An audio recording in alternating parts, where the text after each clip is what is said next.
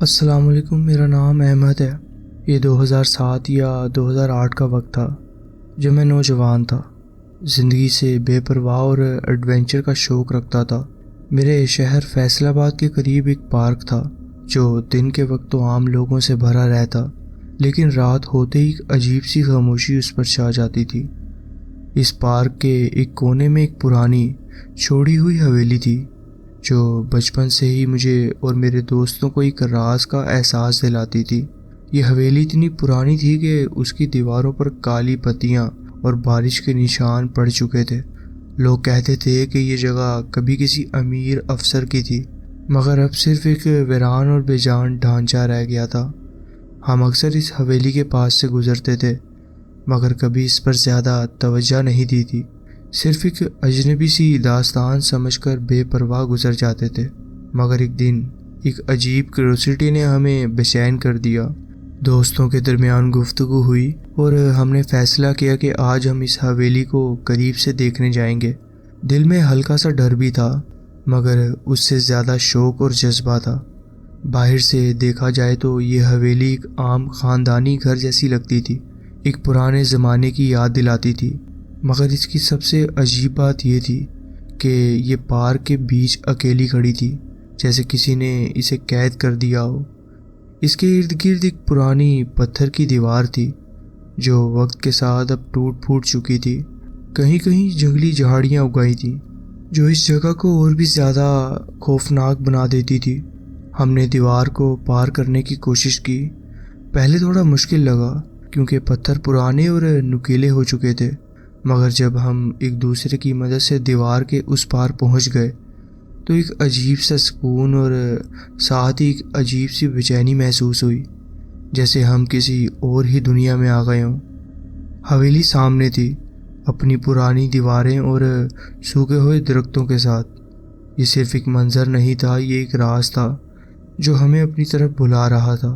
جب ہم حویلی کی طرف بڑھ رہے تھے تو جنگلی جھاڑیوں اور گھاس پھوس کو پار کرتے وقت ہر قدم پر ایک عجیب سی بے چینی محسوس ہو رہی تھی، جیسے کوئی ہمیں دیکھ رہا ہو۔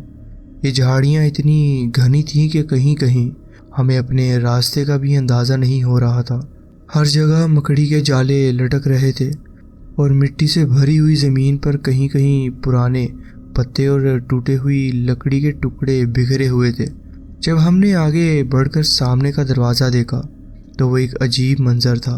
یہ ایک لکڑی کا پرانا دروازہ تھا جو کہ گھس چکا تھا، جو کہ رسی کے ساتھ بند کیا ہوا تھا، جیسے کسی نے جلدی میں سے سیل کر دیا ہو۔ اس رسی پر کچھ لکھا بھی ہوا تھا، مگر وقت کے ساتھ یہ ڈھیلی پڑ چکی تھی۔ یہ دروازہ دیکھ کر ایک عجیب سوچ دماغ میں آئی، آخر اسے اس طرح بند کیوں کیا گیا تھا؟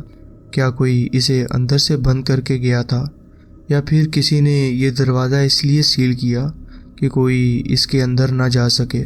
تھوڑی کوشش کے بعد ہم نے اس رسی کو نکال دیا۔ جیسے ہی ہم اندر داخل ہوئے، ایک ٹھنڈی سی ہوا کا جھونکا ہمارے چہروں سے ٹکرایا۔ یہ کوئی عام ہوا نہیں تھی، اس میں مٹی، سیلن اور ایک عجیب سی بدبو تھی، جیسے کبھی کسی پرانی جگہ جاؤ تو وہ سالوں سے بند ہوتی ہے، وہاں پر آتی ہے۔ اندر کا منظر اور بھی زیادہ عجیب تھا۔ یہ جگہ مکمل طور پر خالی تھی، کوئی فرنیچر نہیں، کوئی پرانی تصاویر نہیں، صرف خالی دیواریں اور تنہا کمرے۔ یہ دیواریں بھی عجیب سی تھیں، کہیں کہیں سے ٹوٹ چکی تھیں اور ان پہ گہرے نشان بھی تھے، جیسے کسی نے ان پر کوئی نکیلی چیز سے کچھ لکھنے کی کوشش کی ہو۔ زمین پر صرف مٹی، پتھر اور کچھ پرانی لکڑیاں بکھری ہوئی تھیں۔ ہمیں لگا کہ یہ صرف ایک چھوڑا ہوا گھر ہے جس میں شاید کبھی کوئی رہتا تھا، مگر پھر کوئی وجہ ایسی بنی کہ یہ جگہ خالی چھوڑ دی گئی۔ مگر یہ سوچ صرف ایک لمحے کے لیے تھی، کیونکہ جیسے جیسے ہم اندر بڑھتے گئے ایک عجیب سی بے چینی محسوس ہونے لگی۔ ایک دوست نے کہا، چلو اوپر چل کر دیکھتے ہیں، شاید کوئی اور کمرہ ہو۔ اس بات پر ہم نے ہاں میں ہاں ملائی، مگر ہر کسی کے چہرے پر ایک ہلکی سی گھبراہٹ بھی تھی۔ سیڑھیاں پرانی اور کمزور لگ رہی تھیں، جیسے کبھی بھی گر سکتی ہوں۔ ہر قدم پر وہ لکڑی سے ایک ڈراؤنی چیخ نکلتی تھی، جیسے کوئی اس بات سے ناراض ہو کہ ہم یہاں کیوں آئے ہیں۔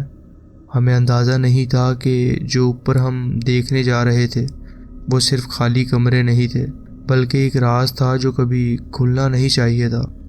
جیسے ہی ہم دوسری منزل پر پہنچ گئے اور اس لمبے سے راستے میں داخل ہوئے، ایک عجیب سی ٹھنڈک محسوس ہوئی۔ یہ کوئی عام ٹھنڈک نہیں تھی، یہ جیسے ہواؤں میں گھلی ہوئی ایک بے چینی تھی، ایک نہ دکھنے والی موجودگی جو ہمیں محسوس ہو رہی تھی۔ راستے کے دونوں طرف 4 دروازے تھے، مگر یہ عام دروازے نہیں لگ رہے تھے۔ ہر دروازہ اتنا مضبوط اور پرانا تھا کہ لگتا تھا جیسے کبھی کسی جیل یا کسی پرانی تہہ خانے کا حصہ رہ چکا ہو۔ سب سے عجیب بات یہ تھی کہ ہر دروازے پر صرف ایک تالا نہیں تھا، بلکہ 3 مضبوط تالے لگے ہوئے تھے، اور یہ عام تالے نہیں لگ رہے تھے۔ یہ لوہے کے وہ پرانی قسم کے تالے تھے جو صرف کسی خفیہ یا نہایت اہم جگہ پر یوز کیے جاتے ہیں۔ ایسے تالے جو صرف تب لگائے جاتے ہیں جب اندر کچھ ایسا ہو جو کسی بھی صورت باہر نہیں آنا چاہیے۔ میں نے اپنے دوستوں کی طرف دیکھا اور وہ بھی ایک دوسرے کے چہرے ہی دیکھ رہے تھے۔ ایک عجیب سی خاموشی تھی، جیسے ہم سب ایک سوال سوچ رہے تھے لیکن کہنے سے گھبرا رہے تھے۔ پھر ایک دوست نے دھیمی لیکن مضبوط لہجے میں کہا، کسی ایک دروازے کو کھول کے دیکھنا چاہیے۔ ہلکی سی جھجک کے بعد ہم نے سب سے قریبی دروازہ چنا۔ وہ دروازے کو اور وہ لوہے کے بنے ہوئے تالے کو چھو کر ایک عجیب سی بے چینی محسوس ہوئی، جیسے کوئی اس دروازے کے اندر ہمارے آنے کا انتظار کر رہا ہو۔ ہم نے دھیرے دھیرے تالے کھولنے کی کوشش کی۔ پہلا تالا کھلا، پھر دوسرا، اور جب تیسرا تالا کھولا تو دروازہ اپنے آپ ہلکا سا کھل گیا، اور جو منظر اندر تھا وہ اور بھی زیادہ عجیب تھا۔ کمرے کے اندر پرانے لوہے کے کچھ بیڈ پڑے ہوئے تھے، جیسے کسی پاگل خانے یا قید خانے سے اٹھائے گئے ہوں۔ یہ صرف عام بیڈ یا بستر نہیں لگ رہے تھے، بلکہ اس پر گہرے نشانات تھے، جیسے کوئی ان پہ زور سے بیٹھا یا باندھا رہا ہو۔ ہر کمرے میں ایک پرانی کرسی اور ایک بڑی سی الماری بھی تھی۔ الماریاں اتنی پرانی تھیں کہ ان کی لکڑی ٹوٹ چکی تھی۔ میرا ایک دوست آگے بڑھا اور اس نے ایک بستر کو ہاتھ لگایا۔ جیسے ہی اس نے ہاتھ لگایا، اس کے چہرے کے رنگ ایک دم اڑ گئے۔ یہ لوہا، یہ اب بھی تھوڑا گرم ہے، اس نے دھیمی آواز میں کہا۔ ہم سب ایک دوسرے کو دیکھنے لگے۔ گرم؟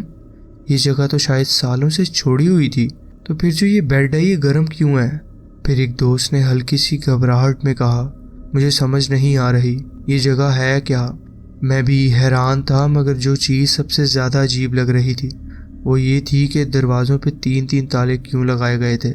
میں نے دھیمی آواز میں کہا، یہ تالے صرف باہر سے نہیں، اندر سے بھی بند کیے گئے تھے۔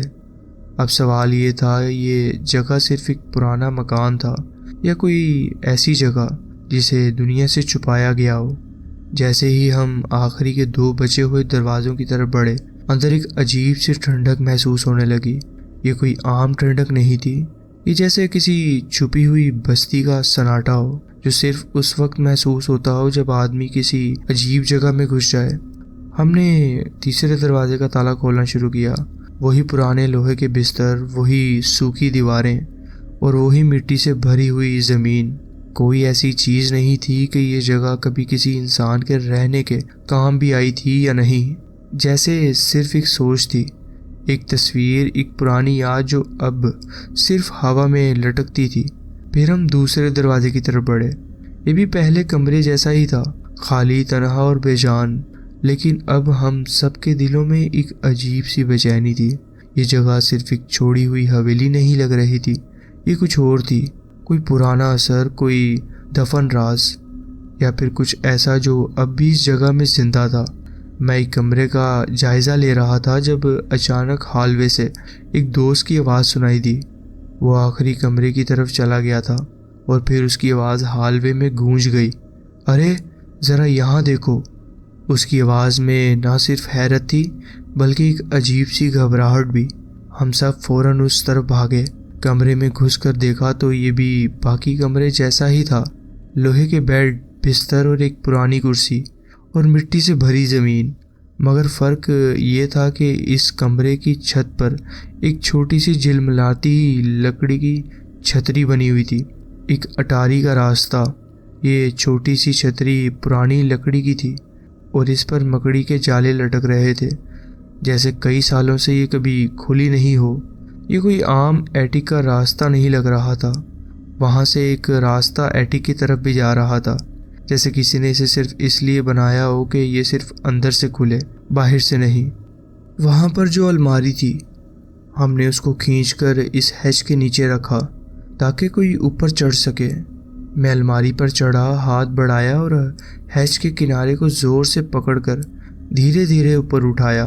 جیسے ہی ہیج کھلی، ایک تیز سیلن بھری ہوا کا جھونکا نیچے گرا۔ اندر کا منظر صرف گہرا اندھیرا تھا۔ میں نے اپنی آنکھیں کھولی، لیکن اوپر کچھ بھی دکھائی نہیں دیا، صرف ایک اندھیرے کا سمندر جو ایک عجیب سی ٹھنڈک چھوڑ رہا تھا۔ وہاں جانے کا سوچنا ہی ایک عجیب احساس تھا، کیونکہ یہ صرف ایک خالی اٹاری یعنی ایٹک نہیں لگ رہی تھی، جیسے کوئی اندر چھپا بیٹھا ہو۔ پھر جیسے ہی میری کچھ اندھیرے میں نظر سیٹ ہوئی، وہاں پر ایک پرانا بیڈ تھا، یا کہہ لو کہ یہ ایک پرانا بیڈ نہیں تھا، یہ کسی برے کام میں استعمال ہوا تھا۔ میں نے نیچے اپنے دوست کی طرف دیکھا اور بیڈ اس کی طرف بڑھایا۔ دیکھو یہ، میری آواز بھی ہلکی سی بھاری ہو چکی تھی۔ اس نے بیڈ لے کر گھور کے دیکھا، پھر ایک لمحہ چپ رہا۔ یہ بیڈ کسی نے کس پر چلایا ہوگا۔ اس کے لفظوں میں ایک عجیب سی بے چینی تھی۔ مجھے ایک دم سے وہ سب کچھ یاد آنے لگا، وہ تین تالے، وہ لوہے کے بستر، وہ بے جان اور تنہا کمرے، اور اب یہ بیڈ۔ میں نے دھیمی آواز میں کہا، دروازوں پہ تالے، اتنے مضبوط سلاخیں، یہ جگہ اصل میں کیا تھی؟ کوئی جواب نہیں تھا، صرف ایک سناٹا جو اس پرانی حویلی کی ہواؤں میں گونج رہا تھا۔ ہم نے باقی بلڈنگ کا جائزہ لینا شروع کیا۔ چھت پہ کوئی اور راستہ نہیں ملا، نیچے کے کمرے بھی ویسے ہی بے جان اور سنسان تھے، جیسے یہ جگہ صرف ایک پرانی حویلی نہیں تھی، بلکہ ایک گواہ تھی کسی ایسے واقعے کی جو شاید کبھی سامنے نہیں آیا۔ اور پھر ہم باہر نکل آئے۔ اندر کا اندھیرا ہمیشہ سے زیادہ گہرا محسوس ہو رہا تھا، اور جیسے ہی ہم نے باہر قدم رکھا، ایک عجیب سی مہک محسوس ہوئی، پرانی لکڑی، مٹی اور کسی پرانے دکھ کی ملتی جلتی بو۔ تبھی ہمیں احساس ہوا کہ جو چاند کی روشنی ہمیں آ رہی تھی وہ بھی اب ختم ہو چکی تھی۔ حویلی کے اندر جو سناٹا تھا وہ اب حویلی کے باہر بھی محسوس ہو رہا تھا۔ رات ہو گئی تھی، اور رات کی اس گونجتی خاموشی میں وہ حویلی جیسے اب بھی ہمیں دیکھ رہی ہو۔ ہم سامنے بیٹھ کر سگریٹ پینے لگے اور بات چیت شروع کی۔ تبھی میں نے اچانک ایک اوپر کی کھڑکی کی طرف دیکھا، اور جو میں نے دیکھا اس کی تفصیل آج تک دینا مشکل لگتا ہے۔ وہاں ایک شکل کھڑکی کے سامنے کھڑی تھی۔ وہ نہ تو صاف صاف بھوت تھا، نہ کوئی انسان۔ وہ دھند اور پانی کا ایک عجیب ملاؤ لگ رہا تھا، ایک عجیب سا ملتا جلتا روپ۔ اس کا جسم خود سے چمک رہا تھا، لیکن یہ چمک نورانی یا روشن نہیں تھی، یہ ایک بجھتی ہوئی روشنی تھی، جیسے کوئلے کے ڈھیر میں چھپی کوئی آخری چنگاری۔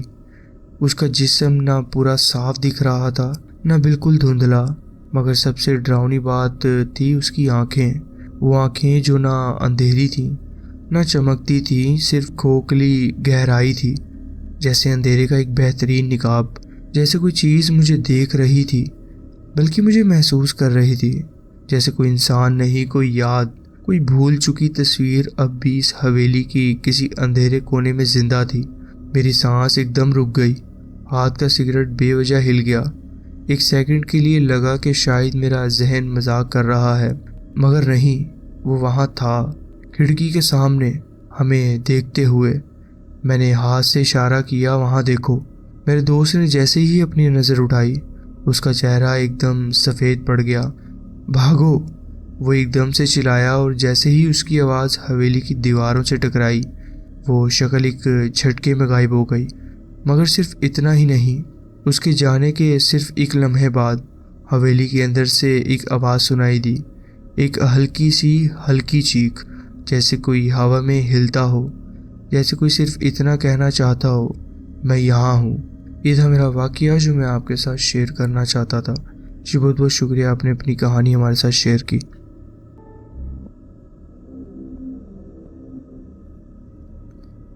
یہ واقعہ پاکستان کے ایک چھوٹی سی جگہ شیخوپورہ کے قریبی علاقے میں ہوا ہے۔ یہ ایک پرانی چھوڑی ہوئی مینٹل ہاسپٹل کی کہانی ہے، جہاں کچھ دوستوں کا گروپ ایکسپلور کرنے گیا تھا۔ یہ لوگ شروع سے شہری بستیاں اور پرانی جگہوں کی کھوج میں انٹرسٹڈ تھے، لیکن اصل میں بہت کم ایکسپلور کرنے نکلتے تھے۔ جو کچھ مرتبہ نکلے انہوں نے عجیب و غریب جگہیں دیکھیں۔ میں آپ کو اس جگہ کی ایگزیکٹ لوکیشن تو نہیں بتا سکتا، لیکن یہ ایک پرانی مینٹل ہاسپٹل ہے جو شیخوپورہ اور لاہور کے درمیان پڑتی ہے۔ یہ جگہ صرف ایک خالی اور ویران عمارت نہیں، بلکہ ایک پوری جگہ تھی جس میں کچھ اور بلڈنگز بھی شامل تھیں، جو کہ زمین میں ٹینلز کے ذریعے ملی ہوئی تھیں آپس میں۔ عجیب بات یہ تھی کہ یہ جگہ بالکل سنسان تھی، مگر ایک پولیس اسٹیشن اس کے قریب ہی ہے۔ ہم سمجھتے تھے کہ پولیس کا اتنا قریب ہونا اور سزا کا خطرہ ہمیں روک دے گا، مگر آپ اندازہ کر سکتے ہیں کہ ایسا نہیں ہوا۔ اس جگہ کے مطابق کہا جاتا ہے کہ یہاں رات بھر آوارہ لوگ رہتے ہیں، اور جگہ کا مالک اس کو اپنی شوٹنگ رینج کے طور پر بھی استعمال کرتا ہے۔ عمارتیں گولیوں کے نشانوں سے بھری ہوئی ہیں۔ وقت گزرنے کے ساتھ ساتھ میں سوچتا ہوں کہ اس جگہ کو ایکسپلور کرنا انتہائی بے وقوفی تھی ہماری، مگر یہ کہانی دینے والی تھی ہمیں۔ اس رات میرے ساتھ میرے دوستوں کا گروپ تھا، کاشف، رضا، بلال اور عدنان۔ ہم سب بچپن سے دوست تھے اور جب بھی کہیں نکلتے کاشف گروپ کا لیڈر ہوتا تھا۔ اس رات بھی اس نے کیجولی طور پر کہا، چلو ایک پرانی چھوڑی ہوئی مینٹل ہاسپٹل کو ایکسپلور کرتے ہیں۔ اس کا کہنا ایسے تھا جیسے وہ صرف برگر کھانے یا کولڈ ڈرنک لینے کا مشورہ دے رہا ہو۔ صرف وہی تھا جو اندر جانا چاہتا تھا، لیکن کیونکہ وہ لیڈر تھا ہم سب اس کے ساتھ نکل پڑے۔ ہمیں اس جگہ کا ایگزیکٹ پتہ نہیں تھا، اس وجہ سے ہم ایک چھوٹی سی جگہ کے سنسان گلیوں میں کھو گئے۔ یہ دسمبر کی رات تھی، رات کے 10 بج رہے تھے اور اندھیرا اس قدر گہرا تھا جیسے رات کے 2 بجے کا وقت ہو۔ ہم ادھر ادھر گھوم رہے تھے اور واپس جانے کا سوچ رہے تھے جب میں نے مذاق میں کہا، ٹارچ سے روشنی مارو، شاید دکھ ہی جائے۔ یہ صرف ایک مذاق تھا، لیکن رضا نے سچ میں اپنی ٹارچ جلا دی۔ پھر ہم نے بھی اپنی ٹارچیں جلائیں اور اندھیرے میں جگہ ڈھونڈنا شروع ہو گئے۔ 10 سے 15 منٹ گزر گئے، مگر پھر مجھے ایک عجیب سا احساس ہوا جیسے کوئی ہمیں دیکھ رہا ہو۔ پھر میں نے اندھیرے میں ایک پرانی ویران سی عمارت کا سایہ دیکھا جو ہماری گاڑی سے کچھ ہی دور تھا۔ میں نے دھیمی آواز میں کہا، وہ رہی۔ کاشف نے اپنی گاڑی ایک مہنگی کالونی کے پاس پارک کی جو ہاسپٹل کے قریب تھی۔ بلال اور عدنان نے فوراً کہہ دیا کہ وہ اس جگہ کے اندر نہیں جائیں گے۔ میں نے بھی انکار کیا، مگر کاشف اور رضا نے مجھے منا لیا۔ اب مجھے افسوس ہو رہا تھا کہ میں نے یہ جگہ کیوں ڈھونڈی۔ ہم ایک کیچڑ بھری جگہ سے گزرتے ہوئے ایسی راہ تک پہنچ گئے جو ہاسپٹل کے پیچھے جا رہی تھی۔ یہ راستہ جھاڑیوں اور کانٹوں سے بھرا ہوا تھا۔ ہم سنبھل کے چل رہے تھے، لیکن رضا بڑے آوازوں کے ساتھ ٹارچ گھما رہا تھا جو بالکل اپوزٹ تھا چپ چاپ رہنے کا۔ آخر ہم عمارت کے پچھلے حصے تک پہنچ گئے۔ سامنے ایک پرانا ریڈیو ٹاور بھی نظر آ رہا تھا۔ ہر طرف شیشے کے ٹکڑے، زنگ لگے ڈبے اور دیواریں گرتی ہوئی نظر آ رہی تھیں۔ ہم نے ایک پرانا سا دروازہ دیکھا اور کچھ دیر اس کے قریب رک کر سنا کہ اندر کوئی ہے یا نہیں، لیکن سب کچھ سنسان تھا۔ مجھے عجیب سی گھبراہٹ محسوس ہو رہی تھی۔ چھت کی سیلنگ تک لٹک رہی تھی، دیواروں پر بیکار سی ڈرائنگز بنی ہوئی تھیں اور جگہ پرانی دواؤں کے ڈبوں سے بھری ہوئی تھی جو 90s کی لگ رہی تھی۔ ہم اوپر تیسری منزل تک گئے جہاں پانی ٹپک کر زمین کو گلاتا جا رہا تھا۔ نیچے اترنے کا صرف ایک ہی راستہ تھا۔ جو دیوار ہمارے سامنے تھی اس پر لکھا تھا، دوزخ کا دروازہ۔ یہ دیکھ کر میری جان نکل گئی۔ بیسمنٹ ایک لمبی سی اندھیری سی سرنگ تھی جو کہ پتہ ہی نہیں تھا کہاں تک جاتی ہے۔ ہم چلنے لگے، مگر جیسے ہی واپس مڑنے کا فیصلہ کیا مجھے محسوس ہونے لگا کہ کوئی ہمیں دیکھ رہا ہے۔ ہر بار جب میں پیچھے دیکھتا مجھے لگتا کہ کوئی مجھے گھور رہا ہے۔ جب ہم واپس نکلے تو کاشف اچانک رک گیا۔ چپ رہو، اس نے دھیمی مگر سخت آواز میں کہا۔ پھر وہ جھکا اور ہم سب بھی چپ چاپ نیچے بیٹھ گئے۔ اس نے دھیمی آواز میں کہا، کوئی ہے، ایک گاڑی نہیں، ایک ٹرک، جو راستہ ہم نے اندر آنے کے لیے یوز کیا تھا۔ اس کے برعکس ایک کچا راستہ تھا جس کی دوسری طرف ایک پک اپ ٹرک کھڑی تھی۔ یہ گاڑی پہلے نہیں تھی، اس کا مطلب کوئی ہمارے اندر جانے کے بعد آیا تھا وہاں۔ ہمارے دماغ میں بس ایک ہی سوچ تھی، کہیں یہ جگہ کا مالک تو نہیں جو آدمی ایک پرانی ہاسپٹل کو گولیوں سے بھرتا ہو۔ وہ ہمارے لیے کتنا خطرناک ہو سکتا تھا، یہ سوچ کر ہی رونگٹے کھڑے ہو گئے۔ کاشف دھیرے سے اس ٹرک کے پاس گیا اور چیک کیا، کوئی نہیں تھا۔ ہم نے فوراً واپس جانے کا فیصلہ کیا، لیکن جیسے ہی ہم رات کے اندھیری گلیوں میں لوٹنے لگے، اچانک ایک تیز آواز گونج اٹھی، جیسے کوئی کچھ ٹوٹنے کی آواز، پھر ایک اور پھر تیسری آواز۔ ہمیں فوراً سمجھ آیا کوئی یہاں تھا اور اس کے ہاتھ میں بندوق تھی۔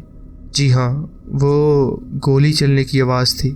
ہم بنا کچھ کہے بھاگ کر واپس اپنی گاڑی تک پہنچے اور فوراً نکل گئے۔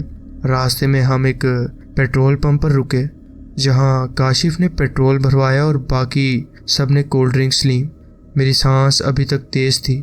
ہم سب چپ تھے، لیکن ہم سب وہاں واپس بھی گئے تھے، لیکن اس دفعہ دن کے وقت، اور اس دفعہ وہاں اور لوگ بھی تھے جو اس جگہ کو ایکسپلور کرنے آئے ہوئے تھے۔ میں اب بھی یہ سوچتا ہوں کہ دوبارہ رات کو واپس جاؤں۔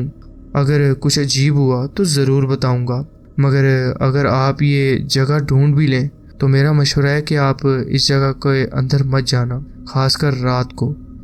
یہ تھا میرا واقعہ جو میں آپ کے ساتھ شیئر کرنا چاہتا تھا۔ جی بہت بہت شکریہ، آپ نے اپنی کہانی ہمارے ساتھ شیئر کی۔ تو جی فرینڈز، یہ تھی آج کی سٹوریز۔ آپ کومنٹس میں ضرور بتائیں کہ آپ کو یہ سٹوریز کیسی لگیں۔ اگر آپ کو یہ سٹوریز اچھی لگی ہوں تو ویڈیو کو ضرور لائک کیجیے اور چینل کو ضرور سبسکرائب کیجیے اور بیل آئیکن کو ضرور پریس کر لیجیے تاکہ آگے آنے والی کہانیاں ویڈیوز آپ سے مس نہ ہوں۔ اپنا خیال رکھیں اور ملتے ہیں نیکسٹ ویڈیو میں۔ اللہ حافظ۔